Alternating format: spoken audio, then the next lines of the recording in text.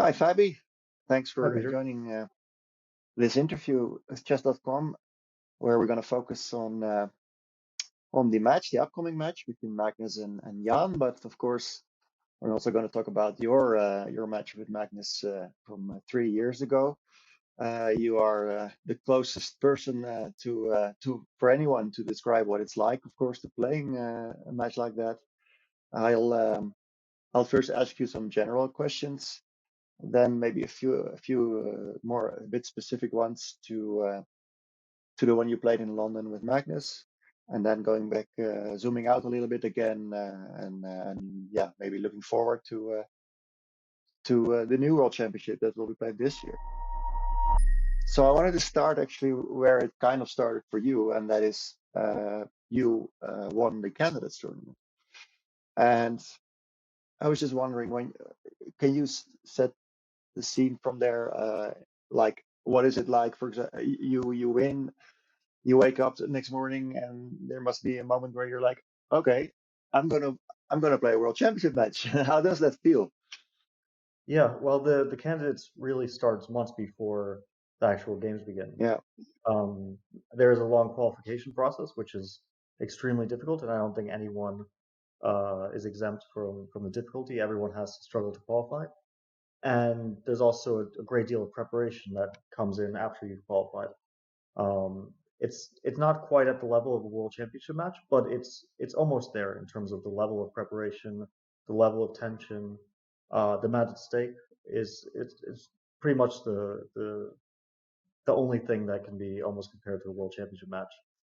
And there's this intense period of months and months, and of course during the tournament it's even more intense. It's about 3 weeks that you play, and even on rest days you're still filled with the tension of what's going to happen for the next game, what am I going to prepare, what am I going to do, and so once it's over, the immediate thing is just, I guess, some sort of release of stress, and not much thought immediately, at least for me. I can only speak from my right. personal experience. Is given to the match. Of course, that comes later, and there's a huge amount of work and preparation that goes into the match. But the morning after, or let's say the few days after, uh, not much. I wasn't really thinking about the match, especially because I also had a tournament that I played, I think, like 2 days later after the candidates finished, All right, the Grand Gate that tournament. was So crazy. yeah, And yeah, didn't you win that one as well? yeah, that was a good period for me.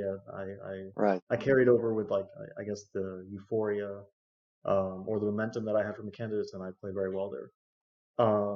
But yeah, then of course you start to think, um, yeah, I'm playing a world championship match, but it only really hit me maybe like a week before we were preparing, maybe 10 days to a week before, that this is actually happening. And I'm going to go to London, and this is the end of the preparation, because we had all this, it felt like an abundance of time to think about the approach and the openings and Magnus and the entirety of the match. And then a week before, you realize that even with all the time, you didn't do as much as you wanted to do. Um, But and you're I don't think saying it's, before we get to that preparation, you're saying that like a week or 10 days before, that was only then it was actually your personal realization that you're actually going to be part of a match and is actually happening. well, yeah, let's say the emotional realization, like the Right. feeling of it. I think I felt it also. I was playing the Olympiad before our last training session, before the match, and I think I did feel it there because I was very kind of on edge during that tournament. I felt stressed out. So I think it was already starting to hit me, but then, yeah, about 10 days before, it was during, let's say, our final training session before we went to London, and and that was when, yeah, I kind of emotionally it started to impact me. And the first game is when, like, it gets, I guess, more real and more real until you're actually sitting down at the board for the first game. Yeah, yeah, yeah. And then uh, now that we're at this, you actually there is a moment where you actually enter the playing hall, you sit behind the chessboard, and then of course there's unlike any other tournament, there's like 30 photographers clicking away, That must be the moment then that you realize how big this is. Well, it was the moment I realized how stressful it was and would be, because that was yeah, I think that that puts it pretty well. That was an indescribable moment for me because I sat down. We were in a pretty much a glass box where we couldn't really see outside. There was a number of spectators watching us, and there were maybe 20 or 30 photographers crowded around the board. Um, and yeah, that's I think the moment when the stress really first hit me. And of course, it doesn't really leave for the entirety of the match, but you get more used to it. Um, and I think it was lucky for me that I survived that first game, um, because I was dead lost. It really wasn't. I was pretty much in the worst possible position. I was in unfamiliar situation, and I was outplayed early on by Magnus, outprepared certainly, and I got a losing position with almost no time on the clock. And somehow I survived that, and then that gave me some push for, um, let's say, some kind of more of an internal belief that this was a match that I could win. Uh, while if I had lost that first game, it might have been a really difficult situation. This is actually good, I think, for you. Describe. I mean, we all know there's months of preparation. You have your tournaments that are scheduled, of course. Most of them you still play. Maybe later on you might have to withdraw for one or two events, but it comes down to that, as you said, you have heaps of time, months of preparation. Can you describe a little bit on how that works? You get together for the first time with your team. You're gonna sort of plan the upcoming months and make a grand plan, and then but what are you gonna do? How are you gonna how do you actually prepare for a world championship match? Yeah, we had a team formed for the candidates. That was Rustam, Christian, Lanier, and Alejandro. He wasn't really part of the training camp for the candidates, but then he came, worked for a few days, and came on board for the World Championship match. So that was the team. It was already set in place, which was nice. There wasn't much thought that had to be given for that. Um, we just had to figure out the time periods. We managed to schedule about 3 months, maybe a bit more, maybe it was a bit less, but about 3 months of training, which with a lot of people is a lot of time to do significant work and meaningful work. But chess is also such a vast game that um, you can go on and on forever without feeling that you checked everything that you wanted to. And especially because it's not only important to do the work, but also to assimilate it. And everyone can do work, but I'm the one who has to actually. I mean, that task is for me alone because I have to make sure that I understand the positions and I'm comfortable with them. I'm the only one who's going to be playing them. So um, But you're saying you have a team. There's like 4 to 5 people. Is everyone getting a certain task, and that does it mean that one GM is going to look at certain range of openings and the other one is looking at other openings, or is it completely different? that's usually the case. Of course, it's very flexible, but we usually would give certain positions or certain openings to different people, so that would be their area, and I would, let's say, play training games against them, or check their analysis every now and then to see if it suited me. Um, of course, things change a lot. Things, not everything is always organized, and sometimes uh, there's some switching around, or people move, or I mean, move from one opening to another, or sometimes plans change entirely because you check an opening and you're excited about it. It looks good, but then you find a problem and you might have to scrap the work. At what stage do you make like big decisions? For example, in this match, you decided that if he goes for the Sveshnikov, I'll I'll first try to punch him a few times with the Rossolimo, and then at some point I will also switch to the actual Sveshnikov. Oh, at what stage of this preparation are you actually choosing those kind of choices? Well, I think we made the biggest decisions in the first camp. That was the decision to play e4 mostly How because it long felt ago like before the match is that? How much time um, before the match was that? I don't remember the exact dates. I remember it was in the summer. I don't remember if it was June Okay, or July. Um, yeah, it's all the exact time frame is a bit foggy in my memory, but it was, I believe, mm, after Norway. That's okay, so yeah. We made the biggest decisions there. I mean, the decision to play e4, not to focus on d4 because it felt like it would be too much. Because Magnus has a very wide repertoire, and so I would have to have pretty much a complete d4 repertoire to challenge him there. So it felt all like it right, would be too much work to go for. So that was, and the other decision was what to play with black in terms of what to play into e4, and the Petrov sticking with it was decided, and the Queen's Gambit declined. Um, Overall, I felt yeah. like we both did very well with black. Somehow our black preparation worked out uh, very well, and our white preparation not so much. That was my feeling. Hmm. Of course, it's um, like we did still challenge each other at times, but that was my general impression.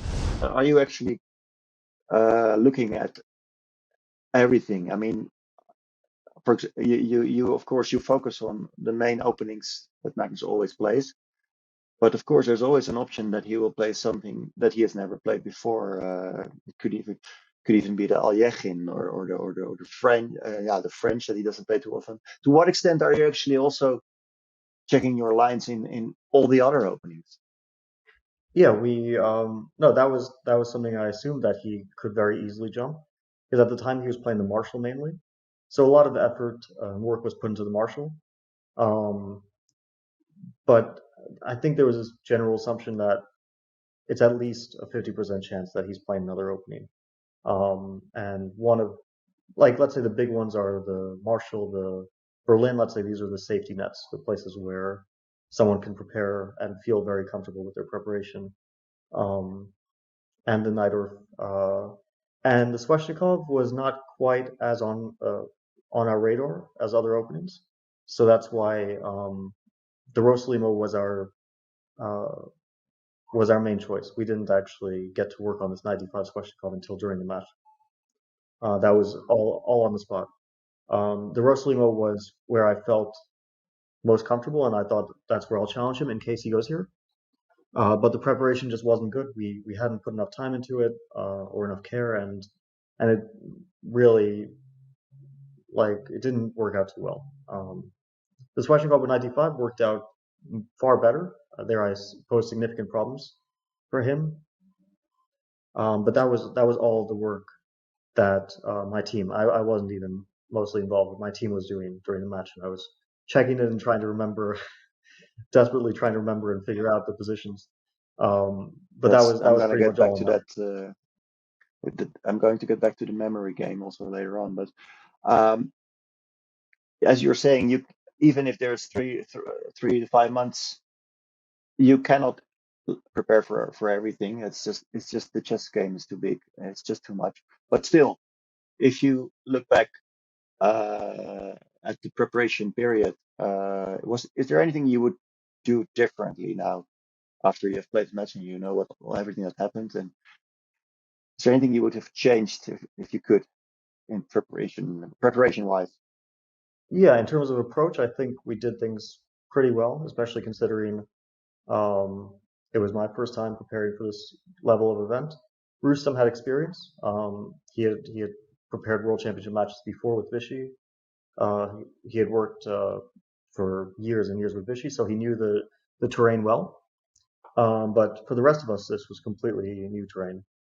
So I think that our approach was pretty good. There were, of course, mistakes, analytical mistakes, mistakes in terms of where we put um, our emphasis in the openings.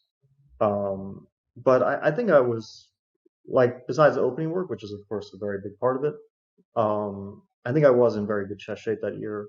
Also during the match, I think the level was generally high. It was a high quality for the classical portion until we got to rapid. And my play throughout that year was quite good, and I think that's also in part because I was working on chess diligently and practicing a lot, not only openings but also general chess skills and tools. So, and we did as much work, we put as much time in as we could. I was working more than I had at any period in my chess career. So there was not really a moment during the match that you were like, oh my gosh, why didn't we look at this? Well, how could we forget? Or why on earth was this not done? Or Oh, you like specific openings for sure, but I think that only comes with hindsight. So you can't like, of course, I can yeah, say we should have checked the question called Rosolino complex more. We should have put more emphasis there. We also had, for example, in the Petrov, a glaring error that was dead lost. Like I was actually my main line was losing by force. so so there were oops. things like that.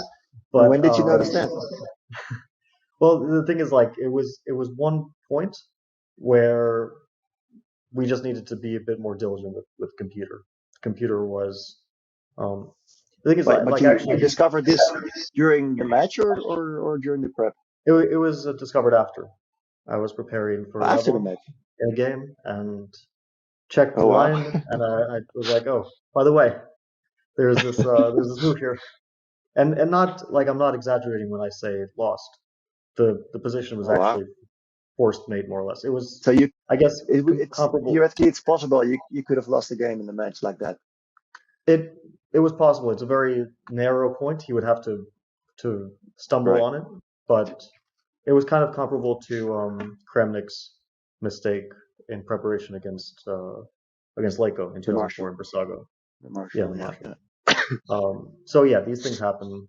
Uh, One of the things is that, like, I can only say this with hindsight, but the evolution of chess engines, mostly software, hardware. I mean, the computers have also gotten stronger, but the whole evolution that started with AlphaZero and with neural nets, um, really, like, the level of chess engines improved so much more than it has in any other time period that I've been working on chess.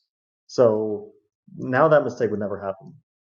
3 years later, like that analytical mistake, computers would just spot it instantly. But back then, you Is had to this, dig a by lot the more. way, is this what is this what you could say? Do I understand correctly that maybe 3 years ago you were still running engines locally, and now with cloud engines it's a different story? No, no, we used cloud engines, and we used Okay, so okay, we were actually working with a company that was providing us very, very powerful hardware, but the computers were different. Like, we nobody was really using Leela then, so we started using Leela. And I don't think that, I mean, I assume Magnus was also using Leela at the time, but it was still a very rare thing. Leela was extremely weak then compared to now. Um, hmm it would very often blunder mates or not be able to win endgames or rook up, things like that. It had some weird glitches, but it was also helpful in preparation. But just now everything uh, has improved astronomically. I mean, like, the rate of improvement is amazing. right, yeah. And of course, what it also means is that the level of preparation will be extremely high, and but not you will both have an extremely high level of preparation, and also maybe in a lot of variations.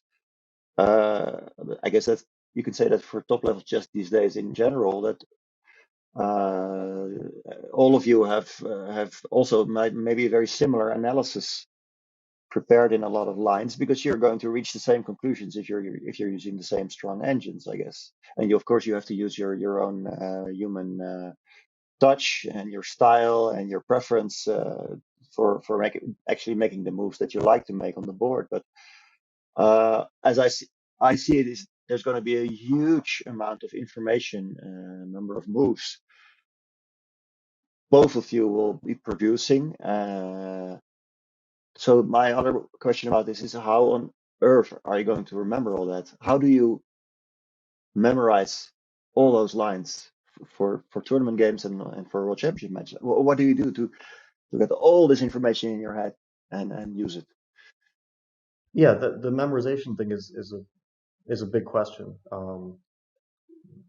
Like, let's say there are players with better memories and worse memories, but even Magnus, who probably has the best memory among chess players, or among top chess players, will still struggles. And I think that has also changed the approach, because you don't want to be cramming lines into your head before every game. It's exhausting. It might work for a single game, but overall it's an exhausting thing. Although that is an approach that some players take. But that's why people now look for small directions, which might not be, might not lead to an advantage, very likely won't. Um, but they're hoping that their opponent might not be so familiar with it. And if it has a safety net, then that's already considered a very decent idea. Something where you can test your opponent a bit. Hopefully you get a game.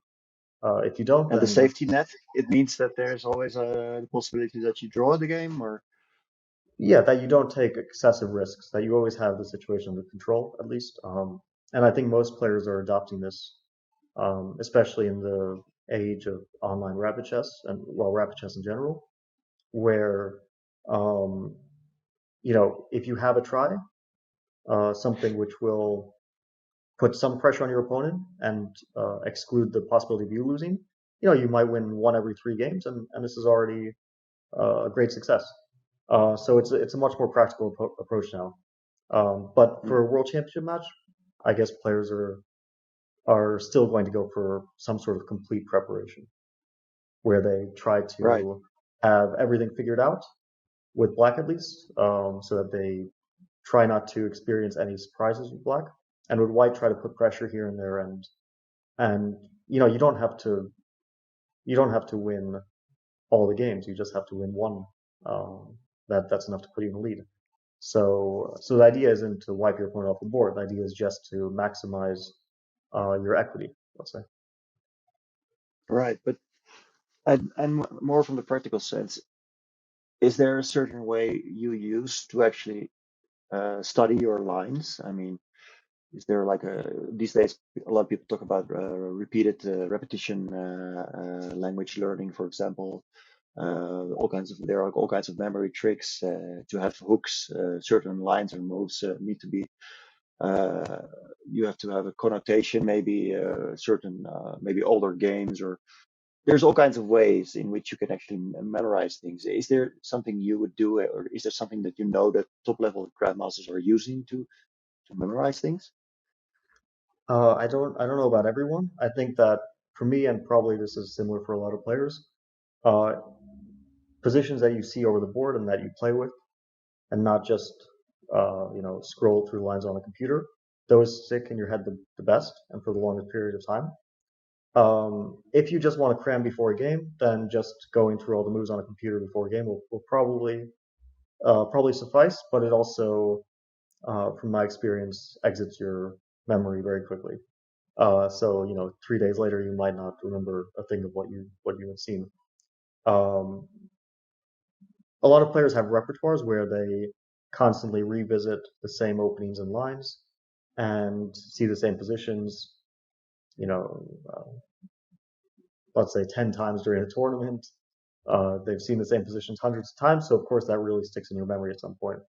If you see a player like, well, let's say Maxime is a good example, who plays his lines um, almost religiously. He sticks to his guns.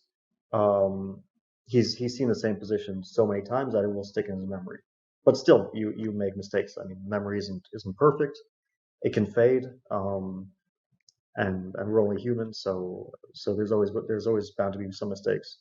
Um, but I think what players who or people who aren't so familiar with uh, preparing for games, or who haven't seen um, the routines that players go through before games.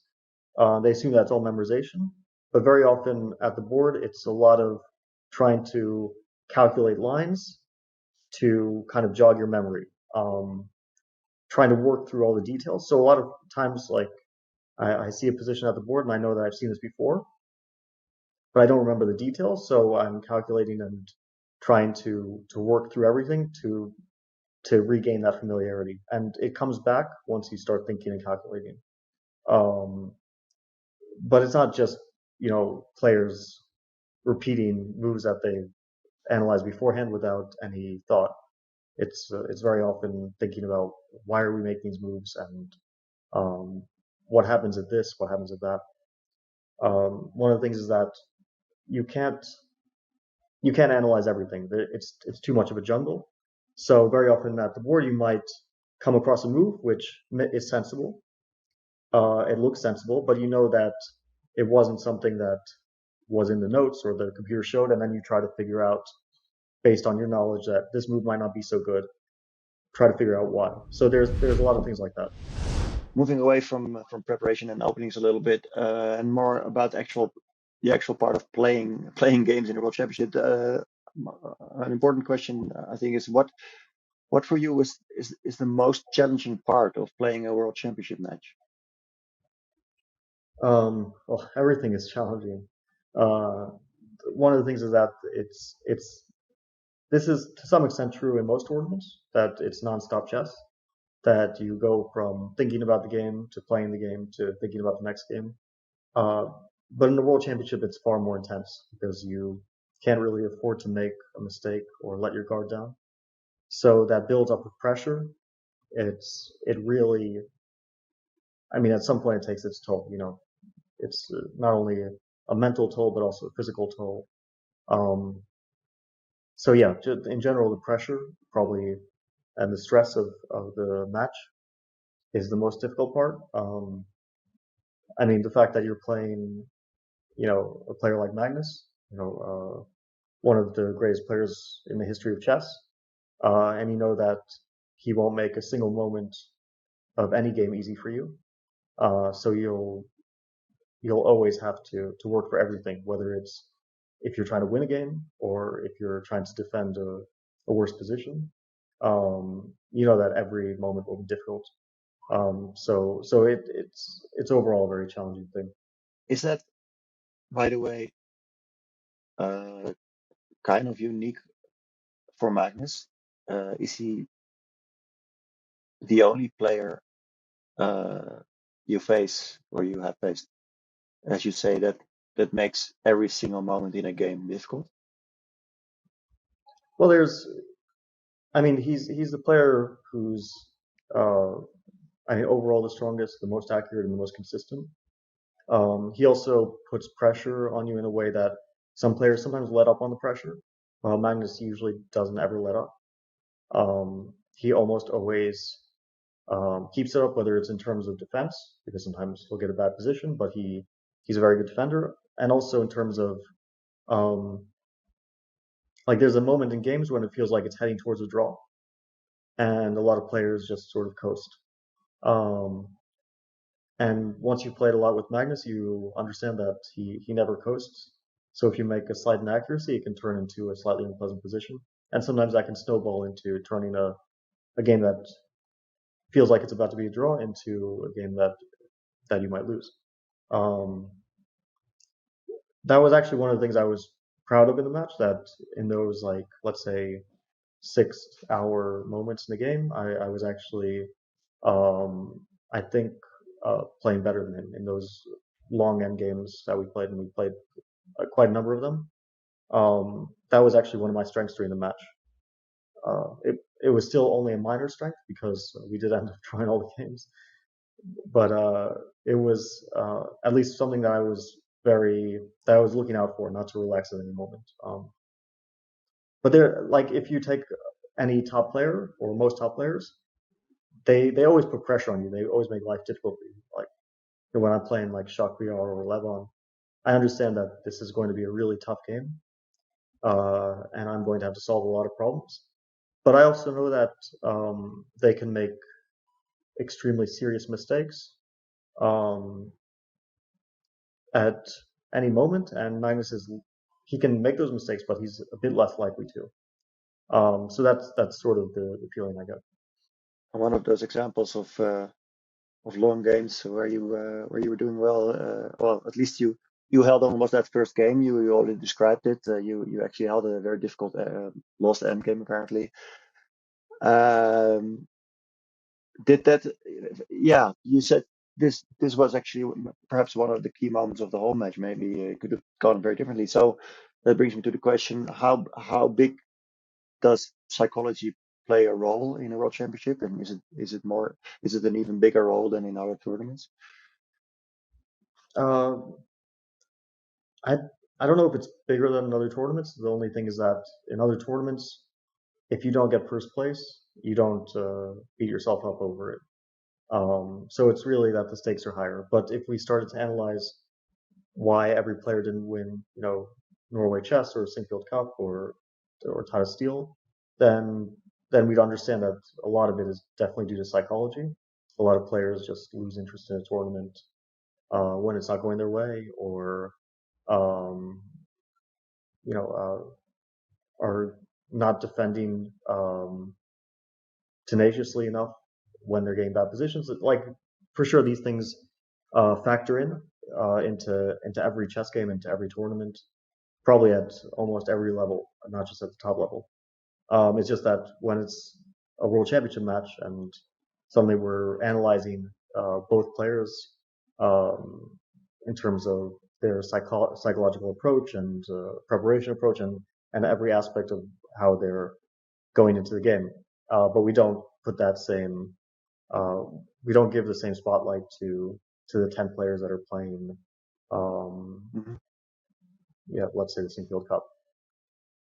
But I think the psychology is very, very similar in most ways. And do you have to keep telling yourself uh, not to be? I mean, emotions creep in. You have games where you survive lost positions. You also had your games where you missed your chances. And to what extent are you telling yourself not to dwell about it, focus on the next game, that kind of stuff? Is that important, or actually do you actually go through games well, deeply to deal with them, to get them behind you? How do you deal with moving from one game to the next game? Yeah, well, I had the two moments that were disappointing during the match, in terms of moments during that I could have won games. One was the end game where I was objectively winning. Yeah, there Um, was this CESA Norway supercomputer show, sort of showing, but several grandmasters saw the winning line and still couldn't understand it. So yeah, I was actually curious. To what extent did you actually try to understand that winning line, and how did you feel about that? well, at first I thought this isn't very logical. I don't really understand why this is winning. Then when I thought about it more in terms of White's options, um, it became clear that if I'd made this move, even if I just made it randomly, because at that point I was like, I'd been putting pressure on him for most of the game, at some point, for most of the end game. But at some point, I just thought, okay, it's going to be a draw because I didn't see a way forward. And then we started moving around, and he made this move, which allowed me to win. But during the game, it felt just like the last 15 moves and the next 10 moves. It didn't feel like he made a mistake because nobody told me, well, you're winning at exactly this moment. So I didn't really pay much attention to it during the game. After the game, there was a press conference, and this was also, I think, the game where there was that whole thing um, with the video. I think it was after that game, but I'm not. Maybe I'm That mixing was it up here. during game four, actually. Oh, Yeah. was it? Okay, it was early. Yeah, I probably. Yeah. It's also a bit hazy in my memory. Yeah. Um, but yeah, it's. Then I started to think. I was like playing through it in my head, and I realized that White's options are very limited after this move, and it is actually once you make it, it's a pretty straightforward win. Um, So you could actually figure it out blindly how it works. I think. If someone had told me this is winning, then I No, I'm just saying after the game, you didn't put it on a chess set in your hotel room and actually oh try no to no figure it no out. You actually saw it in your head. yeah, there was still the next game to focus on, and Yeah, but that's also my question. To what extent do you actually go deep into that, or you're just like, whatever, I'm gonna focus on tomorrow. well, we don't look at the games. I don't look at the game at all, but you do think about the game. That's it. It stays in your head, and you can't. Um, if you miss a very clear win, then it might keep you up all night. Um, if uh, if it's something like that, which is very difficult and which was a bit of a random chance that I got in a drawn position just because he made a careless move that neither of us realized, it didn't hit me too hard. The one which really disappointed me was when I played this move h3 Yeah, because it yeah, was the clear that I Russian move. caught him in the opening. Um, he was much lower on time, and I had an objectively much better to maybe even winning position. And I was kind of trying to press him on time. I was trying to keep pressure up, and then I made this positional move, which wastes an important tempo. It was a stupid moment because that was fully in my control. I could have just sat there, been disciplined, and tried to figure out the position better. Uh, so yeah, those are the two moments I think when I had chances to win a game. But that second example was that something that was lingering for more than just a day in your head, or could you cope with it easily, or Well, it definitely lingered for more than a day. The question is, did it linger for for more than a year? That was disappointing. It's not like that's the end of the match if I win that game. Um, but it's I would have you know he would have been in a very difficult position. Um, so yeah, and it was also it's not really like sometimes you have a win that's an objective win, like just mathematically winning, like that end game, but you don't feel so bad about it because you feel like it's somewhat uh, it's somewhat above you, like you can't figure out everything over the board. And there's some things which aren't even objectively like it's not the end of the game if I don't play h3, but at least I shouldn't do that, and it I was should. something you could have found at the board? It's not even finding it. It's like it's not even a chess mistake really. It's just impulsiveness and carelessness and all these non-chess things that made me rush and uh, or like the of course you see the different moves and you can figure them out. So this was not really a chess mistake. While the other one was a chess mistake, but one which I think I can forgive myself for. Hmm. That being said, he also missed um, a, a far easier and clearer win in the first game, so it's not like I was the only one who had regrets during the classical segment. Right. Is I don't want to give the answer in your mouth, but one of the questions is also what would be the biggest lesson you got from this match? I can imagine that one of the things is that you would tell yourself, shouldn't be impulsive in any game, in any moment. But is there anything bigger from in terms of what you learned from playing Magnus for 12 games and plus a playoff? Well, I definitely learned a lot about chess and um, a lot about how to approach chess, a lot about how I play, uh, how I approach the game, and the mistakes I make and the weaknesses I have. Um, like in terms, Is that based on like a thorough analysis of your games afterward? Was there actually a moment where you, with your seconds, you actually went through all the games very deeply and try to learn from that, or? no, I never looked at the games again after the Oh match. wow. I never. Um, I mean, it is of course a painful thing to feel like you're close and then to miss out on it. Um, so I did think about the games. I never like actually checked them either on a computer or on a board after the It's match day. supposed to be good for your chest to analyze your games, you know? Yeah, that's probably true. Um, No, I'm like the kidding, thing is, but I'm it not is sure. interesting. I'm not sure I took the right lessons away from that. Uh, of course, it was a very strange 3 years that preceded that followed it.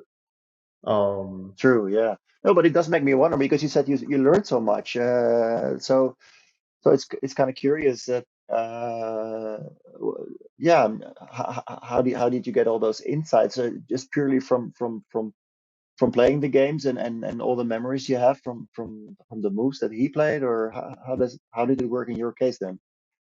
Well, it wasn't so much the moves; it was more how I think about chess in general and how I make decisions. And that's not always just about analyzing a move and figuring out the truth of the position. That's more about thinking about what's in my head. And one of the things I realized is that Magnus, um, at some point, thought about me in a way that he figured out my strengths and weaknesses. And I'd never really felt that before with another player, that they were actually sitting down and trying to figure out what I'm good and bad at and trying to aim for those positions. But I realized that Magnus just did that diligently and understood me probably pretty well as a player. And I don't think that I quite did the same for him, or at least not as well. I probably wasn't as diligent in my approach towards the player rather than just, let's say, not towards my chess, but towards his chess. Because um, in a tournament, that doesn't matter. Like I'm playing 9 other people, or four, or in the case 7 other people, um, and I can't think about the psychoanalyze every single player. I just need to make sure that my chess is as good as it can be. But when it's one on one, then that really has a lot of importance. So he did that better than me. Uh, that's for sure. I think that's probably also one of his strengths, the psychological part um, and being able to understand what to do against specific people. Uh, so yeah, that's probably I like, let's say, the what I did before the match was probably good, but what I did after the match um, probably wasn't. I probably could have done better um, in terms of how I approached chess. It kind of felt like once the match was over and I just needed to release tension, and it led to me not being very serious for a solid year or so. And then after that, pretty much that was the point when COVID happened and chess Right. got very strange. Yeah, yeah. Yeah, going a little bit back to the answer you just gave, I actually remember that in one of the press conferences during the match, you said that you you did see flaws in Magnus's game during your preparation, but you couldn't find a pattern. Uh, and now looking back after the match, or just nowadays, do you have a more clear vision yourself of what Magnus's weaknesses would be and what Jan should be focusing on? It's actually difficult with Magnus's because with the mistakes he makes, because I look at his games and of course I see that he makes mistakes, and everyone does, and that's normal. Nobody is immune from that, but they they don't seem to have a very clear pattern. And I don't know if that's because of his universality or because I'm just not very good at at figuring things out. Um, but it might be because he is generally good in pretty much all areas. Um, and the mistakes he makes are not because you can just target him like you have to play this type of position, and that he's not going to play as well as you. Um, like we kind of understand, at least, or I think that was the feeling, that we understand where Magnus' strengths are, so we consider things that aren't his strengths his weaknesses. But that's more of like a relative weakness than he's not good at that type of Yeah. position. But with Magnus overall, he is extremely universal. He does figure things out pretty well in most positions that you'll give him. Yeah, by the way, before I forget, we might have to use this somewhere else in the interview, but you did mention that well, it was actually in the morning of game four that there was a video posted online for the Today in Chess program produced by the St. Louis Chess Club. It was showing you at Rex and Jeannie Siegfield's farm estate at the Osage River. You were in the video doing all kinds of relaxing things, and of course there was a famous shot of the laptop and lines of opening variations were shown. It was a bit of a big thing on that day, especially in the next day during the match. Your team didn't really want to comment on it. The video was actually removed online very soon. Maybe now we're now 3 years later. Can you say a little bit more about what happened and to what extent this actually influenced your prep or your play? Yeah, so we were working at the farm. That was our first training session. We call it the farm, but it's basically Rex and Jeannie's summer house. It's a very large place and it has a lot of sports amenities, and it was pretty ideal for us to have a training session. And one of the ideas was that the production crew will come in a day. They'll basically film us playing blitz or solving studies or whatever, um, and then we'll like play some sports, and it'll be released at some undisclosed time after the match. That was the idea. Oh, after the match. Like they came, we weren't even like really working on chess that day. That was just considered a day that we'll do some stuff for the camera, um, not stuff that we would normally work on. Um, and then we went to play basketball and tennis with them, and they filmed some of that too. And that was it. And I didn't really think about it until after the game. And like Christian comes to me after the game, and he seems concerned about something. At first, I didn't understand what it was, and then he said like the analysis was leaked, something like that.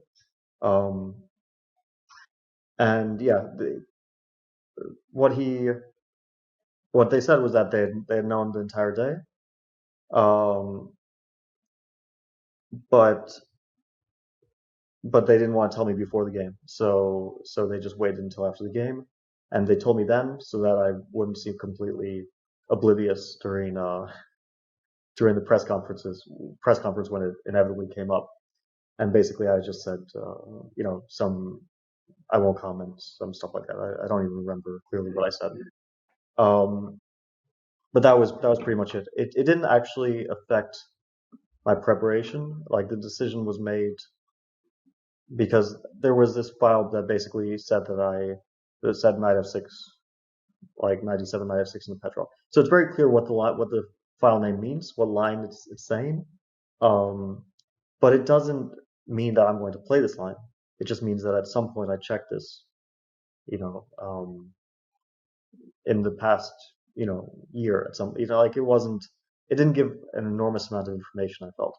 So the decision was just not to change the prep in any way. I ended up playing this line in the penultimate game, where Magnus didn't really put much pressure on me, and he went for the end game, and it was a relatively uneventful draw. And I guess people felt like maybe because of that sequence of events, that it was almost some sort of bizarre psychological ploy, but it definitely wasn't. I don't try to do things like that, and I'm also not sure it would even be a good idea. Like maybe it didn't have a negative effect this time, but not sure it would be a good idea overall. Um, but yeah, it also felt a bit like the controversy was a bit overblown because I don't think it really affected the games in the match very much. Maybe Magnus didn't expect me to play this line because it was shown on the computer, but this would have just been a happy coincidence if that's the case. And I also don't know how it affected him in terms of what they did with this information, if anything. It was, yeah, that's all. That's all it really was. Yeah, got it. All right, let's move to the upcoming match. Yeah, how do you see it? I mean, the cliche questions I need to ask as well. To what extent Is Magnus still the favorite? By what margin? How do you look at it? Um, it's actually a strange time to ask that question because, like, I haven't seen Magnus play classical chess or over the board chess in forever. I mean, well, we played in Norway, but that was already a year ago. Maybe we have to do one more recording session after Norway chess because Yeah, of yeah, course it's starting in two that's days. true. Maybe that'll give us some Yeah, insight. yeah. But we're in this strange situation where a lot of players have mostly been playing online chess for the past year and a half and a bit more. Um, and Magnus, in his last classical event in Weikanze, wasn't too impressive. He has been impressive in online chess overall. He's won, I don't know if most of the events he's played, but he's won a significant amount of events he's played, which is a very impressive task. Um, but it's very different. I mean, it's hard to say. I don't think that he's a different player or a weaker player, but we haven't really seen much of him in action over the board. So that's something I think to consider. While Jan has like he's an enormously talented player, but one of his weaknesses was always that he probably didn't take chess super seriously. He enjoyed other things, and his approach to chess was maybe not as serious as some of his colleagues. And I think that definitely changed this year. Like after you qualify for the match, you want to put all your effort into it. Um, and I think he's probably doing that. Uh, I mean, from the brief bits I've heard of his preparation, he's taking it very seriously, and that would make perfect sense. Um, the thing is, of course, Magnus is overall a better player. That is undoubtedly true. Is he also that clearly better against this particular opponent? Because of course we all know that he actually Nepomniachtchi actually has a plus score. Or is that just a statistic and not a big deal? I think Jan was 5-0 against him, and then he beat him in one of the Grand Chess Tour events. I think it was in Zagreb, maybe. Um, but I don't think that's relevant at all because a lot of those games were even when they were kids or when they were much younger. Um, and I think the last time that Jan beat him was in London 2017, um, where we tied for first in the Grand Chess Tour, the last event there. And he beat Magnus with black. He was under some slight pressure. It was an isolated pawn position, but then he eventually beat him. And of course, there's always once you're 5-0 against Magnus, which is an extraordinary thing. There's a lot of talk about um, having a nemesis or having someone who's just stylistically difficult. But I think when we're talking about a small sample size and they haven't played like however many games they played, it's a relatively small sample size. Then it's not super relevant. If they played 1,000 games, then I would say, okay, this is statistically very relevant. But if they played like 20 or 15 classical games, then okay, this is relatively small, and there's going to be an element of randomness there. So I don't put much weight into the head-to-head result. Um, I basically like that. That for me is just a wash. Uh, like if Jan is a difficult opponent for him, um, it's because he's one of those players who can um, he's a bit mercurial. He can play at a super high level, or let's say he has maybe a wider uh, sort of level difference in his play compared to other players. So he can play extremely well in it, and if he comes to the match at his very best, then maybe he can play better than Magnus. It's possible that he can outperform him. So that's one thing. Of course, it's also possible that Jan might just have a bad match and not put up much of a fight. That can happen. Uh, Do you think we will actually see it within the match that Jan might actually be showing those different levels of play in this one match? but I actually expected that during the candidates because he was playing very well, but I thought that the second half he would struggle a bit, but he didn't, not at all.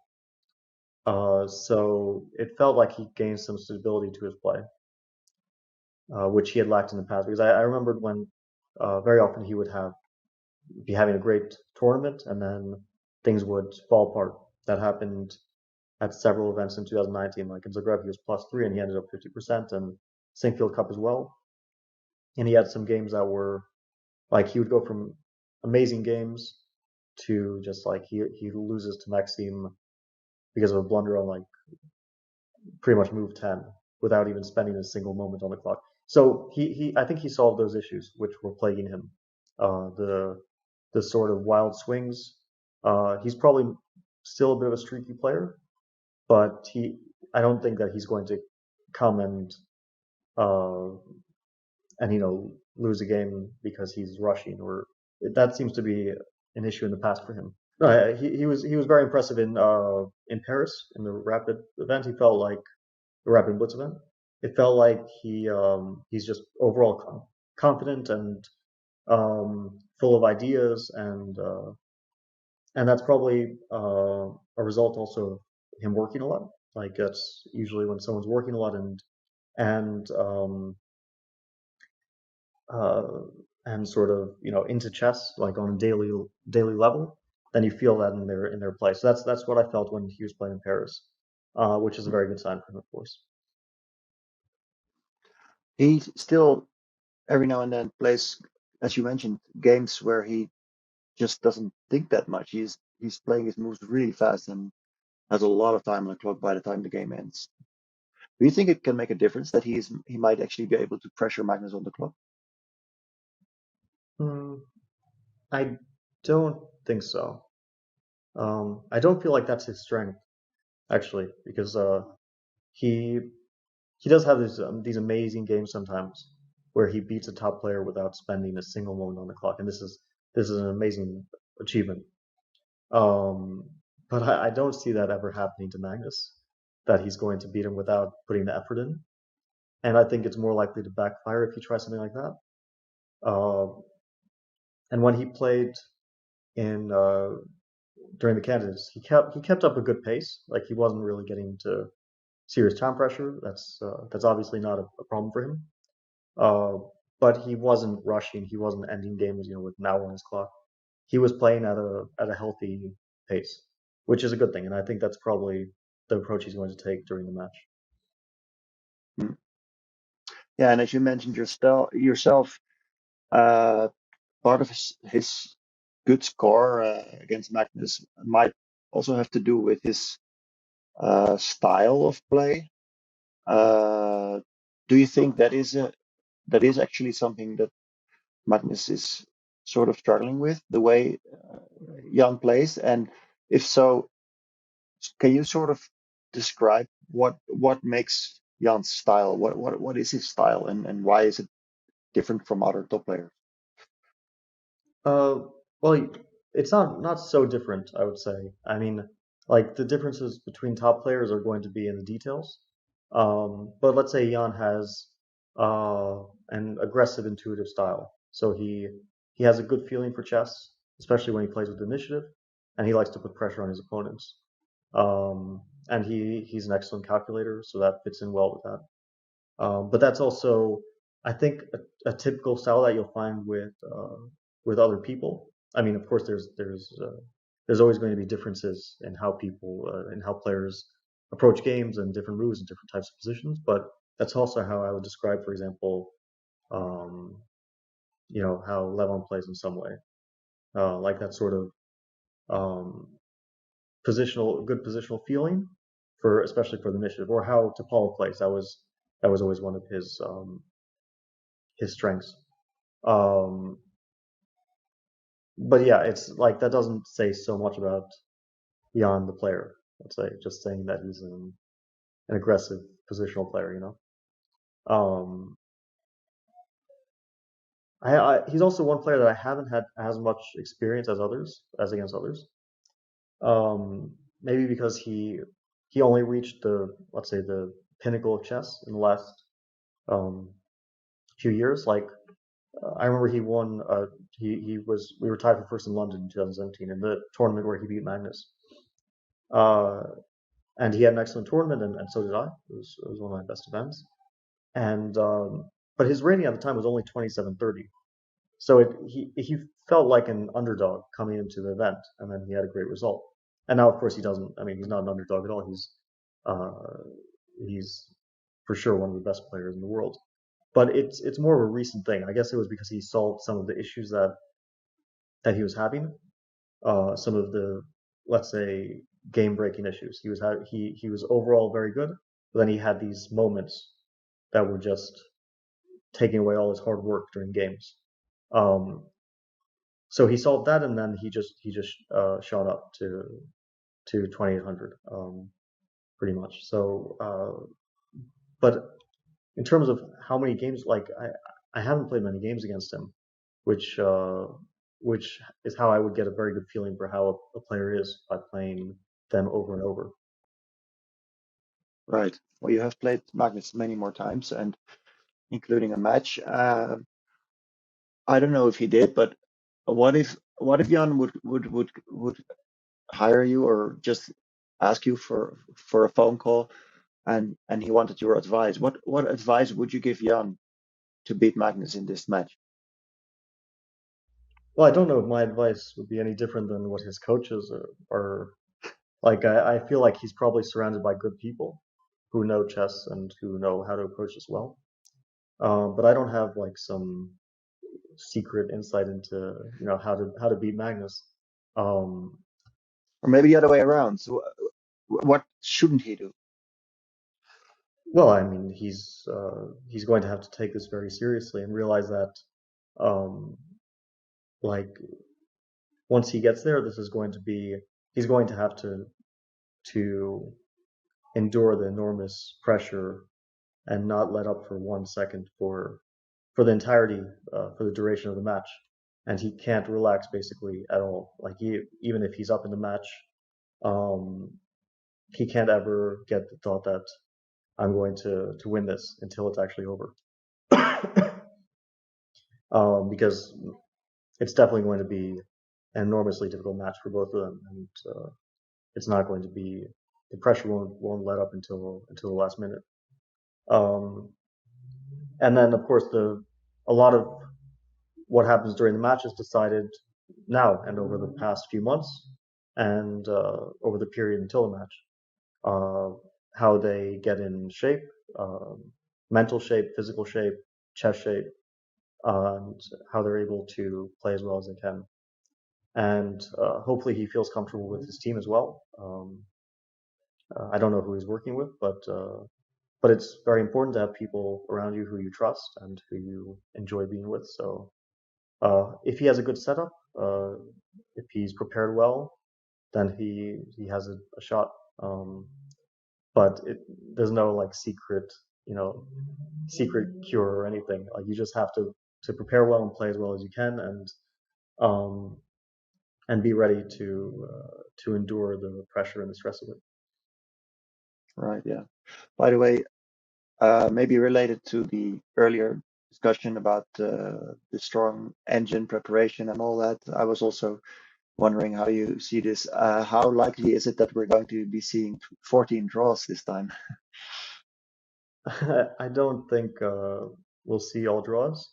I also wouldn't have counted on it last time. It just happened. Like it was 14 draws, but it could have also been first game decisive, and then who knows what happens, right? Like I could have lost the first game if Magnus had made one move differently, and then who knows what the match could have been? Four decisive games, or like it's really impossible to say. So I definitely wouldn't count on all draws this time. I don't think that it's going to have it's not going to be up and down the entire time. It's probably still going to have a high percentage of draws, because most World Championship matches do. If we go back to like Karakin against Magnus was okay. They both won a game apiece, um, and trying to remember Vichy against Magnus. It was three decisive games, was it, in 2014? So it's not like it's not like every game is going to be decisive, just because they're both fighting players, you could still see a lot of draws. But okay, in whatever way they reach it, they might actually reach a 7-7 score on the scoreboard. Uh, you already said that in classical, Magnus should definitely still be considered at least a slight favorite. But how about the playoff? How do you see things in terms of favorite when it's actually coming down to Rapid and Blitz? I would still consider Magnus a favorite, but I think that he would rather wrap the match up in classical, assuming he wraps it up as a win and not a loss. Um, but yeah, it's like it's just a general thing. I mean, he is, I think, stronger than Jan in Rapid and Blitz, but the kind of I think the because it's less games and more randomness. I think that that actually favors underdog a bit. Um, and like in Rapid and Blitz, I really wouldn't be comfortable, betting on a favorite. Let's say I would still say Magnus should be considered the favorite, but it shouldn't be a major edge that he has. Well, in classical, I think that he still should have a pretty good edge. I think this is more or less all I wanted to ask, except that there's one thing I don't know to what extent you want to talk about it. It's fine if you don't, but it is something that also makes the article a little bit more topical. And that is, I was wondering if you could give a comment on Rustam's interview on ChessBase. I don't know if you have read it in full or not, but he basically describes or talks about the fact that you discontinued working together. And I think one of his quotes was that the pandemic didn't do much good to the relationship between you guys. So, yeah, do you want to say something about it? And if so, please do. Well, I don't think that I don't know exactly like when he said that. I don't know if he meant in terms of the chess relationship because I think that we're still on good terms, and that remained also after the pandemic. But it's true that definitely the last year and a half wasn't very good for our chess relationship because we didn't have much time to work, and it became very, very difficult to arrange things with traveling. Um, it I think it really also hurt Rustam's sort of sort his enthusiasm for the work that we were doing. It also hurt my enthusiasm for chess. I was definitely not really into chess for a period during the last year and a half. It was very difficult for me to get motivated, and I think that was also the same for him. And then we had Is that also because you're maybe less into online chess than some of your colleagues? I get the feeling that you maybe enjoy playing online not as much as some of your peers. I have no problem playing online. It's Mhm. I mean the online chess thing is something I don't think I should get fully into, but let's say I have security concerns, and that's one of my main concerns with online chess. Um, and that's one of the reasons why after I had What do like you a mean very with big security concerns? Sorry, I don't. um, What do you mean with that? I like I just think that and I think we've seen this, and this sort of hit me in some way after the Pro Chess League match last year. That Oh, cheating, you mean not talking about? online cheating, You're talking. is a serious issue. Gotcha. Sorry. Yeah. Um, Gotcha. Yeah.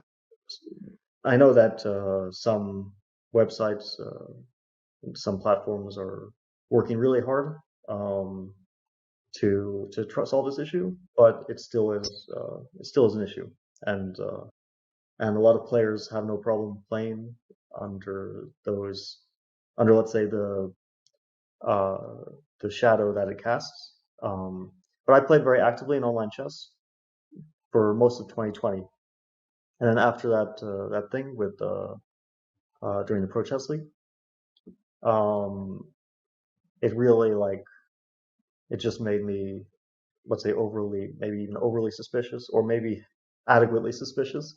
But in any case, it made me not enjoy online chess too much. Sure. Yeah. Yeah. Um, Yeah. But are you saying that As a result, there were simply not that many tournaments to work on together with Rustam, and therefore maybe it was difficult to actually continue working. No, we definitely could have. I mean, this was also maybe even mostly my fault, but at least partly my fault that that we weren't working enough in between events. We also ran into a huge amount of logistical difficulties, uh, which I think is normal now. You know, it's the state of the world. Unfortunately, it hits chess players pretty hard. It's also difficult to, you know, tell someone who has a family to go to Russia for a few days, go back and then go to Russia for a few days for the same tournament a year later, or to quarantine for 2 weeks, things like that. So I fully understand why his enthusiasm for our work was not at its highest, and I felt the same about chess overall for a period. But anyway, So like you were simply also just a bit less motivated to work on chess for a while in general. yeah, for sure. Hmm. Yeah, definitely was. But our work ended amicably. There was no Okay. hard feelings on my side, and I hope none of his as well. Um, When so did yeah, you decide on this, by the way? it was quite recent. It was before the last few tournaments, Okay. before the Rapid Blitz in St. Louis. Okay, but it was after the World Cup because he was not with you at the World Cup, but that He was wasn't not. at the World Cup. That was for a separate reason. I thought that I would qualify by rating, so I didn't plan to play the World Cup. And then they removed the rating spots, you know, kind of Right. suddenly. So I decided to play, but I already told Rustam months ago, make your plans, and he had his scheduled plans. I think he was playing a tournament in Dortmund. So okay, that was it was just a last minute thing, which so he couldn't come to the tournament. Yeah, that Okay. was kind of unrelated to us not working together anymore. The very last question is, how are you looking forward to with being a commentator for a couple of weeks and yeah, change roles and how do you look forward to that? I like doing new things, and it's definitely a new thing. I mean, I've spoken about chess. You know, I've tried to explain my thoughts, but I've never done it. However many hours the games will go straight, you know, could be 4 hours, could be 7 hours. So it's going to be fun. I'm also glad that I'm doing it with people who I'm friendly with and who I like and enjoy their company. Um, so that's going to be nice. The time that I'll have to wake up, not what I'm looking forward to. I'll probably have to Right, be up right, yeah, like yeah. 2 in the morning, but I guess that's part of the job. But it will be really interesting also to be really immersed in the match. In 2016, I sort of immersed myself in the Carlsen match because I went to New York. Uh, I didn't see. I went to New York not for the full event, but for about half the event. I didn't see the players or visit, let's say, the spectator area, but I commented on the games, um, written comments, analyzed the games, and I was there kind of almost in the midst of it. So it'll be nice to immerse myself again in a World Championship match to really analyze the games deeply and try to figure out, along with the rest of the world, what the players are up to. Okay. Well, looking forward to that.